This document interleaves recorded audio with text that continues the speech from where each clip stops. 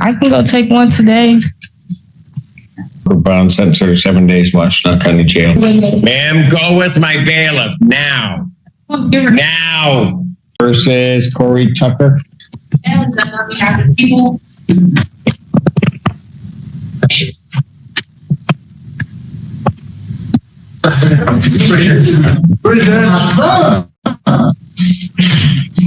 Portia Feaster, assistant defender on behalf of Mr. Corey Tucker, to my right. Yelling out in my courtroom. She better take herself out. That is not permitted here. Thank you. Otherwise, you'll be escorted out. Sorry. Who's state your name for the record? Corey Tucker. One moment. Yes, you may. But that's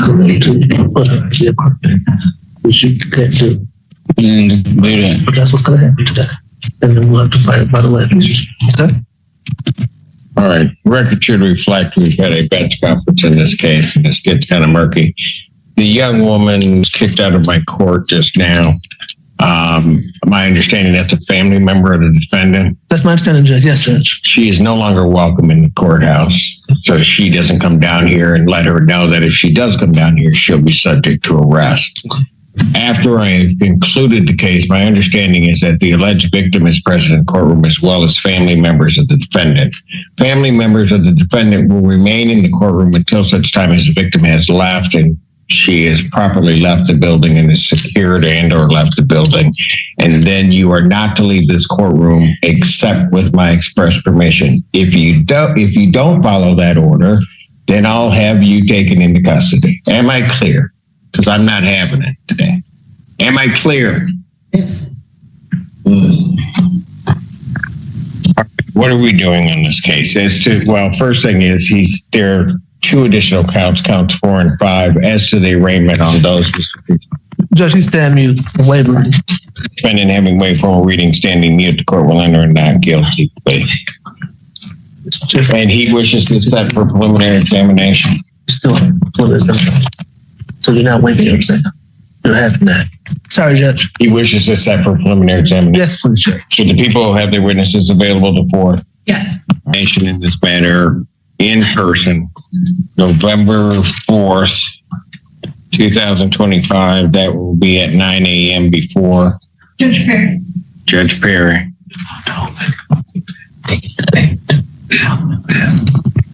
Esteban. Your Honor, at this time, I would be asking that the defendant's phone privileges be revoked. It came to my understanding that he has been calling the apartment complex where the victim is residing, telling them he wants her evicted. So at this time, I'd be asking that they be revoked, given that he's using his phone privileges to harass the victim in this case. I don't think it's appropriate that he still has those privileges. Sorry, Judge. Obviously, we do not have those calls yet. I think my client would like me to object, but he understands that the court is likely to suspend his privileges pending a hearing. Right, but my understanding, and correct me if I'm wrong, but is that based upon his phone call, in part, an incident happened at the apartment because his family went over there. Correct, Your Honor. That's what Ms. Senda has notified us. We haven't heard that call, and my client says that's not the case. So I don't know for fact, Your Honor. We have not. Well, how does his family end up over there? Well, his mother normally does his Section 8 inspections. Okay, but it was more than just his mother there. Yes, his mother and his sister were there, I believe, Your Honor. And so they went to do the inspection per normal. They've been doing it for several years for him. I've been here for 7, 8 years. And so they well, here's part of the problem. If she's been, I'm just going to say it out, but if she's been residing there but hasn't been on it, and you're the listed resident, then there could be the potential of fraud, which means everybody's out. I'm getting the So, right now.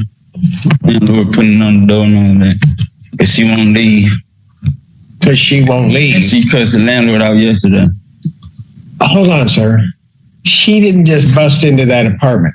So I'm not getting, look, I am not getting into that. I'm just indicating that these phone calls, these interactions can't occur.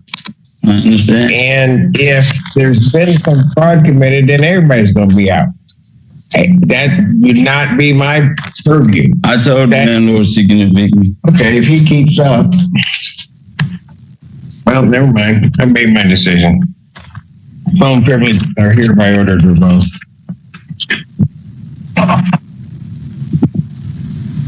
Anything further? No, Judge. Thank Thank you you. very much. You can still call me.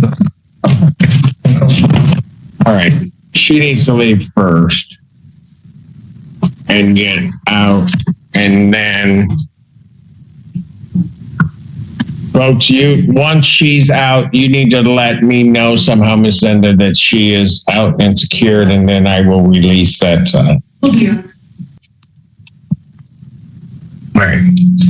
Thank you. In regards to the PCC, Your Honor, we are requesting an adjournment just for some continued negotiations. All right. With reference to the violation. Yes, Your Honor. Ms. Haynes is prepared to admit to the bond violation today and provide an explanation. All right.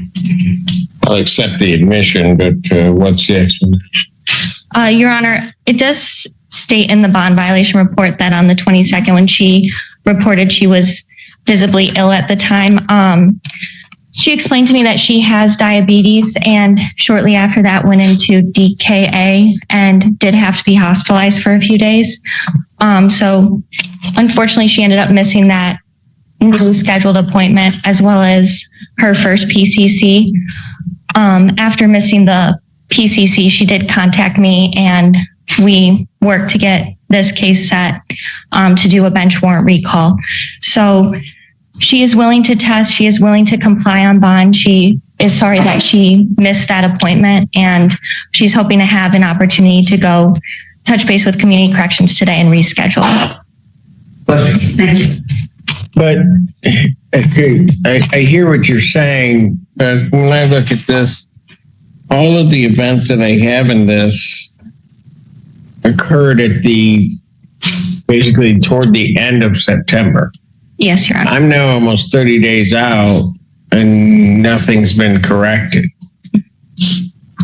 And Ms. Haynes indicated to me that she wasn't aware that she needed to make contact with community corrections because she had the bench warrant.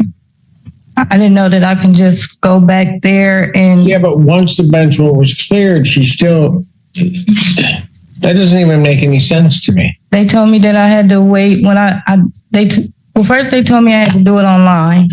Do And what online? For the bench warrant. That's fine. Yeah, and I didn't know that the warrant was cleared until I come to court today. And What do you mean you didn't know it was cleared? Another referral to go back to community corrections. I didn't know I could just walk back in there and do it all over again with a warrant. I tried to come up here and walk in on a warrant, but they told me that they only do it once a month, at the end of the month on Wednesdays. And that would have been yesterday, but I had received Yeah, but where were you between that? All of this occurred September 2nd. I get what counsel's telling me, that at some point you're in the hospital for a few days. So even if that takes me to the end of September, which is giving a lot of grace just in terms of time, I'm now here on the 23rd and nothing. Because they told me that I could not walk in on the warrant. And I didn't know that I could just go back to community correction. You have an attorney. Mm-hmm. And Your Honor, I was contacting the attorney, and when I was contacting the attorney, she was telling me that she didn't even, well, it was a he. It wasn't even her. It was a whole different attorney I had. We were texting back and forth, and I was asking him questions, and he was saying he was in court. He don't know. He'll find out. And then he told me I could do it online, so I just did it online. And Your Honor, I will say Ms. Haynes does want to resolve this case. She did make steps to take care of the bench warrant and to get the case back on track. So she's just hoping for another opportunity. She's here on a drug case. And since the beginning of the case, she hasn't tested. Understood, Your Honor. I hadn't tested, Your Honor, because I didn't know that I could just, by me missing mine, I didn't know that I could just go walk back in. I thought I needed another referral. Or I would have went over there and walked in and It's said, not as though you didn't have an attorney, whether it be the previous attorney, whether it be Ms. Foster Tucker, to tell you what you could do regarding community corrections, if anything. But, you didn't abide by community corrections. You didn't appear in court. You get the court thing cleared up, but then you had the other thing. And I still, for the time of year, I don't have a test on you. I can go take one today. I can go over there right now when I leave here. But I just need to know, am I You want to assigned? say, I will adjourn her probable cause conference to 2025, 9 a.m. before I send you on the violation. No, sir. Well, at this point, she's not complied with everything. I'm going to revoke her bond, sentence her to 7 days, Washington County Jail. Defendant's remanded. Is there a way that I can get somebody? I have my daughter here with me, Ma'am, you probably shouldn't have done that. but she only had a half a day of school today. Ma'am, Come on this way. they'll figure it out. Let me be her. Yeah, I'll give it. One time. Ma'am, go with my bailiff now. Now.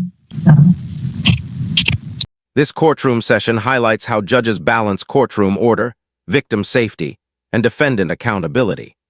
The hearing began with immediate tension as the judge removed a disruptive spectator and issued strict instructions to prevent any contact or confrontation involving the parties outside the courtroom.